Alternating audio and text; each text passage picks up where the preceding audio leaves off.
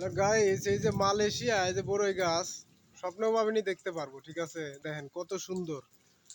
এটা কিন্তু টক বড়ই, ঠিক আছে, বাংলাদেশের মতনই। তো আর একটা জিনিস দেখে আপনারে, এই দেখেন বাংলাদেশের লাজনি, ঠিক আছে, সাজনে না লাজনি কয়, এই দেশেও মালয়েশিয়াও কিন্তু তৈরি করছে আমাদের বাংলা ভাই।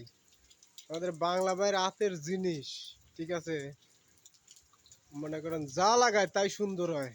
আসলে বাঙালিদের বুদ্ধির অভাব নেই। আর একটা জিনিস দেখাই, এই দেখেন আমড়া গাছ, ঠিক আছে, জুম করে দেখাই। এই দেখেন আমড়া গাছ, ওই যে পিঁপে গাছ, ঠিক আছে।